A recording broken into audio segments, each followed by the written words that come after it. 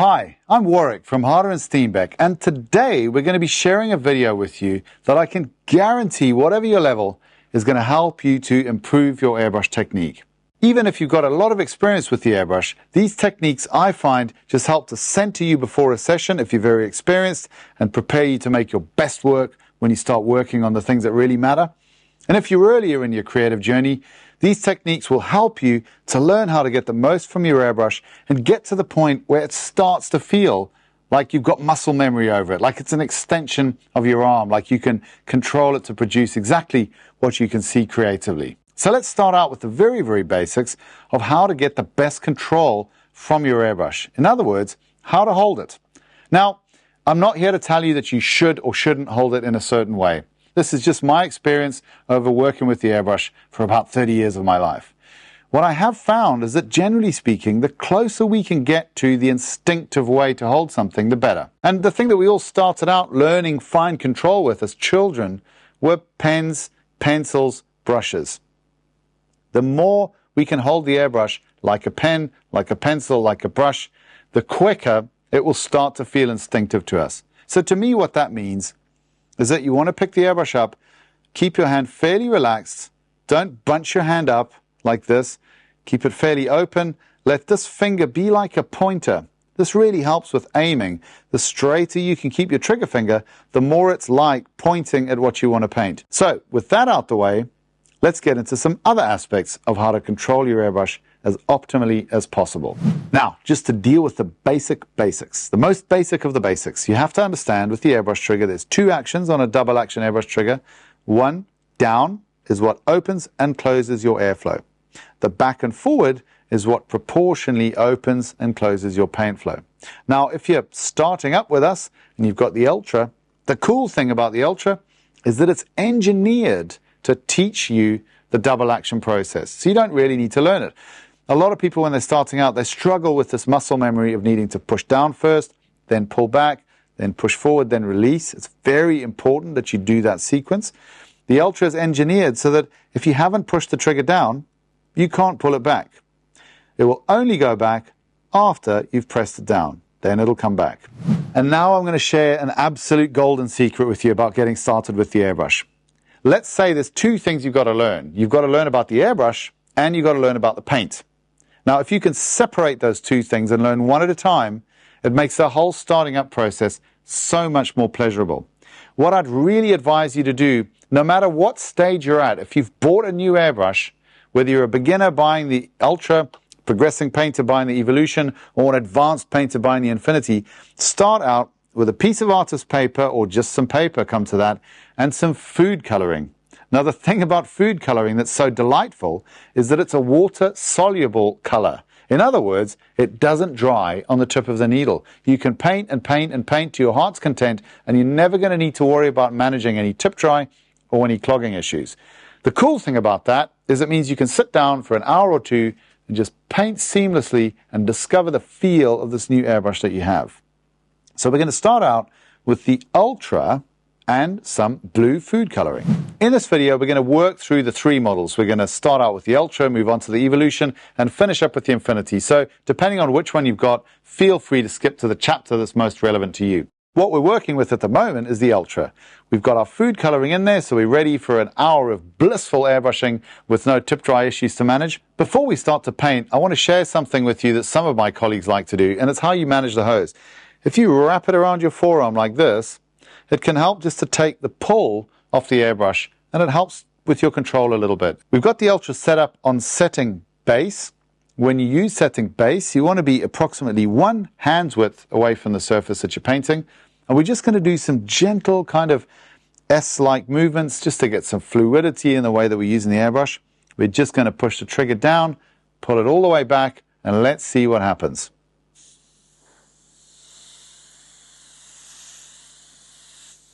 And this is the beauty of the Ultra. No dramas, no problems with the double action because the engineering prevents you from using it incorrectly. And you've just done your first stroke with the airbrush and you've put down a lovely diffuse line with a beautiful color value and it's success from the first stroke. Let's see what else we can do by using these settings.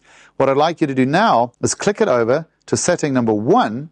This is a slightly less pullback on the trigger, you can come slightly closer in, and what you'll see is that the line will start to sharpen up a little bit in its definition.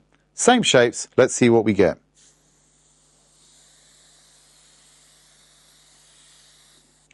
So you can see the line is a little tighter, a little more defined, because we've come in a little bit closer, and that just makes that spray pattern not spread quite so much. You get a slightly tighter line. Progressing on to number 2, we're going to come a little closer in again, and again you'll see a tightening of the line and a little bit more detail coming out of the setup. So we're going to move a little closer, about 2 fingers width away.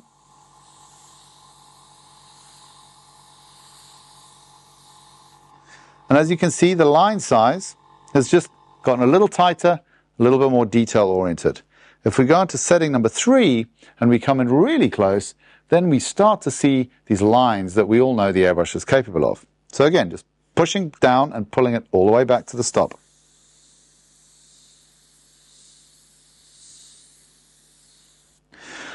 Now this is the beauty of food coloring. You can just paint and paint and paint, and you're not going to get any issues. You don't need to learn about paint preparation. You can just learn about painting with the airbrush. The disadvantage of it, if there is one, is it's very fluid. So it moves a lot faster than paint does through the airbrush. But that's an easy adjustment to make once you've got an hour or 2 under your belt. Another simple exercise I'd like you to try is just putting dots down and understanding where it lands compared to where you think it's going to land. So to do this, you press down, get the air moving, and then just pulse, one pulse, another pulse, another pulse, another pulse, and just start laying down these dots on your page so that you start understanding the relationship between where it's landing and where you think you're aiming it. These are really the basics of the airbrush. Once you've mastered this and you've got some predictability as to where the color's landing, where you think it should land, you've understood these settings and the distance relationship between them, base and prime, 1 hand's width away, setting number 1, 1 hand's width away, setting number 2, 2 fingers away, setting number 3, almost touching, then you're ready to go on to paint and start considering the basis of a base, a prime, a base, zenithal highlight, stage 1, 2, 3 on your model. For more detail on that, you might want to look at our ultra painting process, which goes through this in step-by-step detail that you can follow along with. Staying with the ultra for a little bit longer, I'm going to turn it onto the free setting. This is a setting where you can pull the trigger all the way back and control it with your finger. Although this collar on the ultra is a fantastic way to start airbrushing, I'd like to encourage you to start using the airbrush without it as early as possible, because it just helps you to start translating the muscle memory that the settings on the collar are giving you into real skill that you can control on the airbrush and have a more seamless creative process. So let's take a look at what we can do when we've got the airbrush set up with a free trigger and doing the same exercises. What it means now is we can transition between the broader line to the finer line by going from a larger trigger opening and a big distance to a smaller trigger opening and a smaller distance in the same stroke. So that looks like this. So here we've got the large, very diffuse line, and as we come in closer and we progressively close the trigger down, we start getting down to a smaller and smaller line. This is a great exercise because it starts teaching you the relationship between distance and trigger pull. Once you've mastered doing that, going from a smaller line, coming out to a bigger line, and then coming down to a smaller line again, then you can start learning what we call the dagger stroke. Now, this is quite difficult. Once you've mastered this, you're almost ready for anything. Essentially what it is, you hold the airbrush further away, you pull the trigger back quite a good bit so you can see that color going down, and then you move it down or whatever direction you want. While you're doing it, you rapidly close the trigger so that you get this shape. You get this dagger shape coming to a point. It really helps to teach you how to manipulate the trigger on the move and understand that critical relationship between trigger pull and distance from the subject. Now, I'm going to move over to using the Evolution airbrush now, not because the Ultra can't do this next step, but just it's a good way to demonstrate all 3 airbrushes in the video. But please, if you've got the Ultra, this next step is a great exercise with the Ultra as well. If you're wanting to do it using paint, as I'm going to do with the Evo, as opposed to using food coloring again, I'd recommend that you do this exercise probably on setting number 1 or 2 on the Ultra. The way that I like to prepare paint when I'm testing a new airbrush is I always do it the same, because I want to understand the airbrush in the context of a baseline that I can apply to previous things. So if I've got a new airbrush, for example the Evolution here, I really want to understand it in the context of the paint mix that I most commonly use for basic straightforward things, which is 1-to-1 thin. So whichever paint system you're using, a 1-to-1 thin tends to give performance that's roughly similar between each brand. I'm using Vallejo Game right now. What I'm going to do is I always drop the thinner in first. That was 5 drops, 6, 7, and 8. And then I'm going to put the paint in on top of the thinner. Critical to do that. You don't want the paint going in before the thinner, because the thinner won't reach it because the paint is more viscous. So you drop the paint in on top of the thinner. So we're going to go for 1,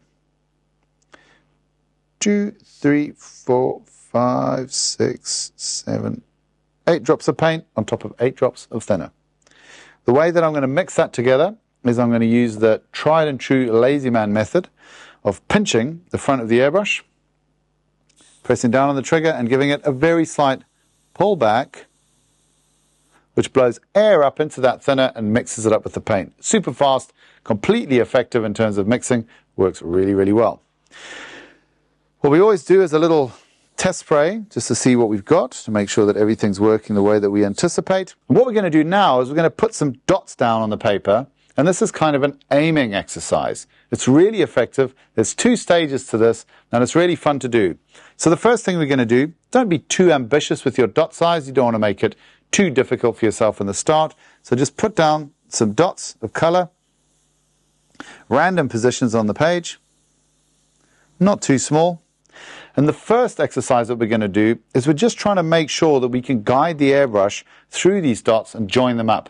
The lines don't have to be straight. You can wiggle the airbrush around as much as you like, just so long as you connect the dots.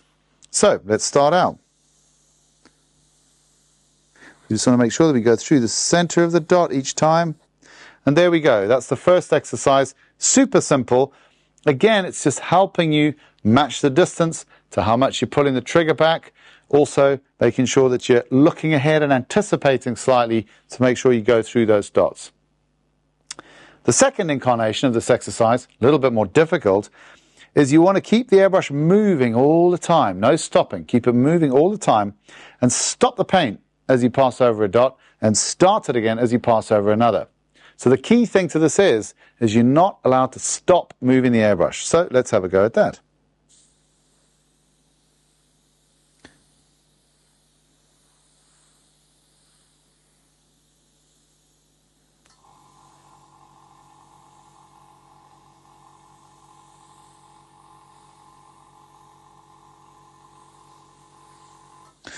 So what that's helping you to learn is anticipate where you're going with the airbrush and have your trigger control start to become second nature to understanding what you're wanting to do on the surface that you're painting.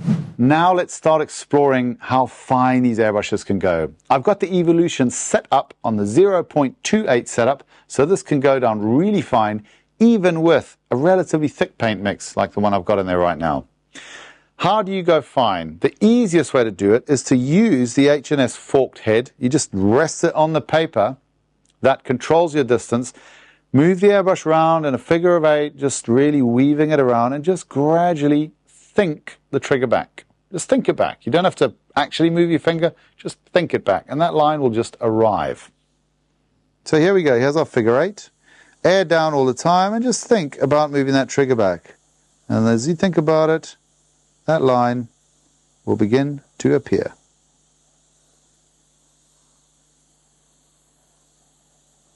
You can stop it, start it again, stop it, start it again. And those are your first fine lines with the airbrush. When you're painting very fine work, and this is a good time to point this out to you, you've got a lot of air and a very, very tiny amount of paint coming off the tip of that needle. Bear in mind that the way airbrushes paint is fundamentally different to the way a spray gun paints. A spray gun atomizes paint from the mouth of the nozzle. It does not have a protruding needle.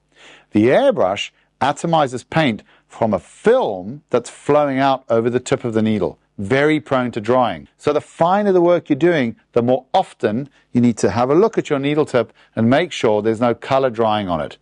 The Harder and Steenbeck head system makes that easily possible. You can always look at the needle, see it, you can clean it because it's accessible, but it always remains protected, whether it's on an Ultra, an Evolution, or an Infinity, and so you can keep away color drying on the tip of your needle, and in doing that, you can prevent a clog from ever forming and eliminate one of the things that makes airbrushing frustrating. It's not part of the game when you're working with these airbrushes if you use these head systems in the right way.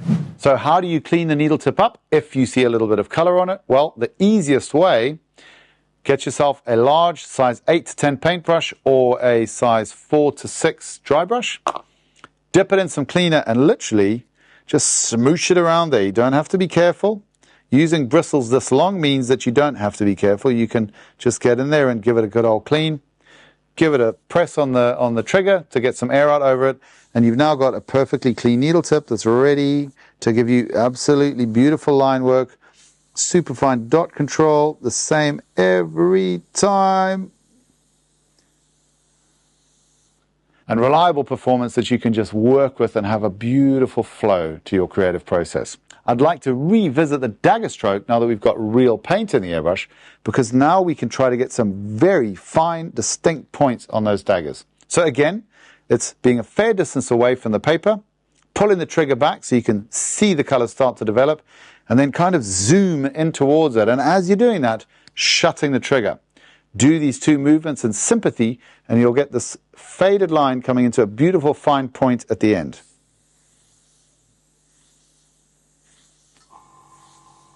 It's a great exercise to do because it helps you marry the control of distance control and trigger control together, and it just helps to build that muscle memory so that your airbrushing begins to become more and more instinctive. And of course, that's always good for having a perfect creative flow, which is ultimately what we're looking for. Before we move on to talking about the Infinity, I just wanted to show you the difference between using a food coloring and using a paint. Here's that first sheet that we did with the Ultra, and you can see that it's a very weak color, and that's because there's relatively little pigment in the food coloring. It's why it's very, very easy to practice painting with. It's why it's good to use when you're just starting out, because you can just focus on painting. But let's compare that to the results that we get when we use a real paint, for example, an acrylic. The definition is so much sharper. The opacity that you can build up comes so much quicker, and this is the magic of acrylic paint. You can still get this incredibly fine, diffuse representation of the color that you see up here, no different to what you get with something as liquid as food coloring, but you can also get this incredibly vivid build to get these very tight lines, to get these incredibly fine points. You've just got so much control over color. So it's a really good contrast to understand between what you can get with a very fluid color. If you're looking for very diffuse representations of the color that you're using, thin your paint down massively. There's no rule that says you can't thin it down 10 to 1 if you're just looking to create a wash, where you can build this incredible density of detail with a 1-to-1 mix, for example. Now, before we move on to the Infinity, I'm just going to show you a really quick in-between color change. I like to include this in as many videos as I can because I see so many of you struggling with over-complicated cleaning processes. So I just want to share this with you. My process for changing color is to get the trusty cleaning pot, dock the airbrush in there, get rid of whatever color is still in the airbrush, just spray it out. You'll hear the sound change when the color runs out. There you go. You hear it starting to suck air down through the cup. Drop a little bit of cleaner into the cup, just a tiny bit, and then pick up these little squares of kitchen towel that I like to have prepared on the side, and just push it in there with your pinky finger. All of our cups are now shaped to accommodate the average human pinky finger, so that you can get it in there and get most of the color out just by scooping it out with the paper towel. Drop a little bit more cleaner in there. Get some of it sprayed through the airbrush, and once you've got a couple of seconds sprayed through, you then want to do a bubble back. So pinch the front of the airbrush, press down, pull back a slight bit, not too much, otherwise it'll shoot all over the place, just a very small pull back. And that will push any paint that's in this front part back up into the cup, mix it with the cleaner. Spray that through. You're nearly done. Again, the sound will change. You know you're done. I always pump the trigger to clean the full length of the needle. Drop one more batch of cleaner in there, and this is where you want to pick up your big old paintbrush, smoosh it around in there a bit, just make sure you've cleaned the whole interior of that cup. You can then also just remove any color that might be on the head. You don't have to be careful because the bristles are really long. And again, spray it out whilst pumping the trigger, like that. And if you're super impatient, like me, you can just dump the rest of it into the non-drinking cup that you keep nearby to your painting process. And after that, just a quick wipe with the paper towel. Always pinch forwards off the airbrush, and in that way you'll never damage the needle. And that, for me, is a between color change done. So don't overdo the cleaning, just interrupts your creative flow. That's really all that you need to do in between colors. If you do that even through a whole day of painting, your end of day routine will be about 5 minutes. We're now going to move on to painting with the Infinity. Now, if you've bought an Infinity, you're one of two kinds of people. You're probably not a beginner. You're either a progressing painter who's decided to just jump in and go for it, or you're an expert who's already got several detail airbrushes and you want to see what all the fuss is about with the Infinity 2024 and this new titanium uber detail nozzle setup that we've designed. Either which way, I'd encourage you to spend a little bit of time just really getting to know the setup of the airbrush and understanding the unique things that it can do. The first thing is, I do believe that the best trigger setup for the Infinity is with all the spring settings quite soft. That's how we supply them out the factory. Of course, you can change them. You can adjust up underneath the air valve. If you remove the quick disconnect tail from here, you'll see that there's a little flat bladed screw tucked up in there. You can screw that in for more tension when you're pressing the trigger down, or back it off for less. We supply them quite a long ways backed off because we think that's optimal for the Infinity. And then over here, you've got this, which is your needle spring adjustment. Again, we believe that the best setting is fairly soft. Variety of views on this. Some people think that when they're doing very fine detail, they want a little bit more resistance to that to pull against. And then when they're painting larger works for longer periods, they want less resistance so they don't get any fatigue in their hand. For me, the compromise is with about 2 millimeters showing in between the needle tension adjuster and the front of the needle chuck. That for me is a really optimal feeling with the Infinity. So we're going to mix up a red to match the Infinity to do this next part of the demo. I'm going to drop in a similar paint ratio. So we're going to go for about 5 drops of paint. 5 drops of thinner. And we're going to mix that up with 5 drops of paint. We're using the mini cup here because I just think it's a really good match, especially when you're using the detail head on the Infinity, the 0.25, because it just frees up your line of sight. It's large enough to be practical, but it's small enough to really give a nice fluid feel to the front of the airbrush. Again, we're going to mix it with the lazy man method, so pinch the front, press down, a little bit of a pullback, and it'll just mix the thinner and the paint together perfectly. What I'd like you to try with the Infinity is get to know the front part of the trigger. That's where the magic is with this airbrush, the responsiveness at the front part of the trigger, whether it's with a more opaque mix of paint, a little bit thicker, or something which is more heavily thinned to give you more control over the hue. The magic is all about the response at the front of the trigger. So how to explore that? Just some basic strokes, and then just understanding how you can initiate the strokes really accurately when you're moving at speed and get them starting in exactly where you want to start them. Practice some dagger strokes as well. You can see you can just end them exactly where you want. Obviously, dots and things give you a good idea about the responsiveness of the trigger. And then, of course, you can always get into the fine details and just see how fine you can go with this magical titanium uber detail head. All of the exercises that we've talked about with the Ultra, with the Evolution, if you're earlier in your airbrush journey and you decided to jump in and take the Infinity, of course you can use it when you're not so experienced. But do play around with those exercises. Focus on feeling the relationship between distance and trigger pull. Focus on hitting targets while you're on the move with the fluid movement in your arm. All of these things will just help you to start committing the movement of the trigger to a muscle memory and a background reflex rather than something that you have to actively think about. I really hope that this has been helpful to get the most out of your new airbrush. I'd encourage you to come back to these techniques regularly, working on paper, because sometimes it's just a stress-free way to start the session. If you've been away from painting for a couple of weeks or even a month, it's a great way just to start feeling your way back into it, so that when you start to work on whatever the piece is your goal for that painting session, you're fluid, you're ready, you're in the creative flow, and you've rediscovered that muscle memory of how to paint with your Harder Steenbeck airbrush. Thanks for being with us. If you know anybody that could use this information and find it helpful, please be the person that takes the time to share it with them. Other than that, thank you for being with us, and we'll see you on the next one.